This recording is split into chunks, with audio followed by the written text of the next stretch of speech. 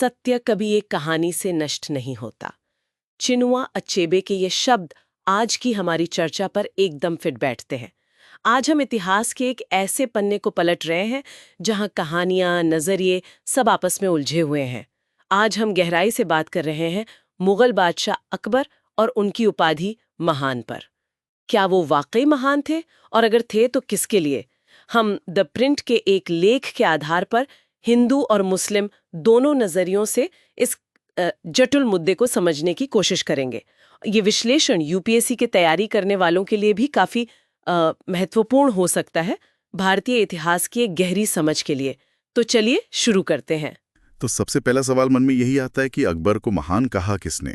क्या ये सिर्फ अंग्रेजों ने कहना शुरू किया? देखिए, ये एक आम धारणा तो है, और विंसेंट स्मिथ की 1917 की किताब अकबर द ग्रेट मुगल ने इसे लोकप्रिय भी बनाया, खासकर पश्चिम में। लेकिन इसे पूरी तरह से अंग्रेजी आविष्कार कहना शायद ठीक नहीं होगा। दरअसल ये उस दौर के भारतीय समाज, मतलब खासकर हिंदू की तरफ से मिली एक तरह की स्वीकृति या कहें उदारता का भी नतीजा था। वो अकबर को पिछले कई मुस्लिम शासकों से काफी बेहतर मानते थे। अच्छा, लेकिन हिंदुओं के लिए वो इतने महत्वपूर्ण क्यों हो गए?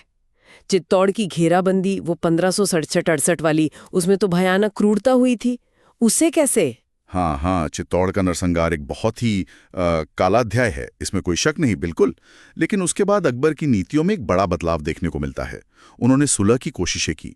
सबसे जरूरी कदम था जजिया कर हटाना, वो टैक्स जो गैर मुसलमानों को देना पड़ता था जी। और तीर्थयात्रा कर भी खत्म कर दिया।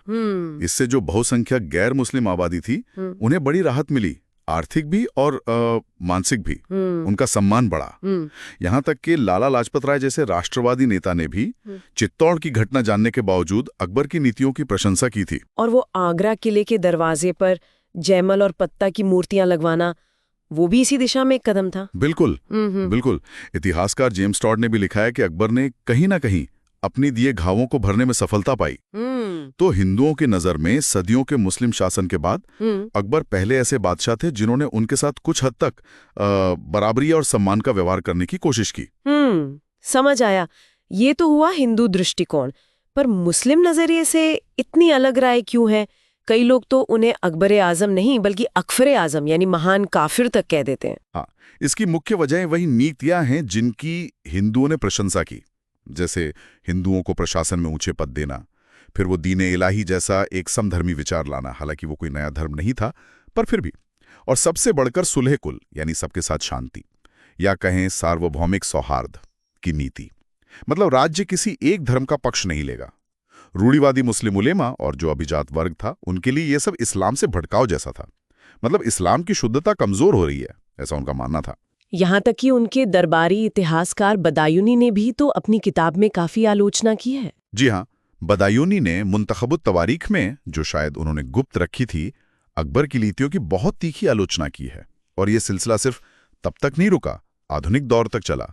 मौलाना अबुल कलाम आजाद और अल्लामा इकबाल जैसे बड़े विचारकों ने भी अकबर को इल्हाद यानी धर्म त्याग का दोषी माना, और उनके जो विरोधी थे शेख अहमद सरहिंदी, उनको ज्यादा महत्व दिया। इश्तियाक हुसैन कुरैशी जैसे कई मुस्लिम इतिहासकारों का भी यही मानना था कि अकबर की नीतियों ने इस्लाम और मुस्लिम पहचान को भारत में कमजोर किया। ये बात भी सुनने में आती है कि कुछ लोग मुगल साम्राज्य के पतन का कारण औरंगजेब की कट्टरता को नहीं बल्कि अकबर की उदारता को मानते हैं। बिल्कुल, ये एक तर्क दिया जाता है कि अकबर की जो समावेशी नीतियां थीं, उन्होंने मुस्लिम शासन की नींव को ही कमजोर कर दिया। लेकिन शायद वो ये भूल जाते हैं कि बिना सुलह कुल और अलग अलग समुदायों को साथ लिए इतना बड़ा मुगल साम्राज्य शायद खड़ा ही नहीं हो पाता या चल ही नहीं पाता। तो अगर इसे समेटना हो तो ये जो दो एकदम अलग अलग छवियां हैं अकबर की, ये क्यों है? देखिए, अकबर की विरासत एक आईने जैसी है।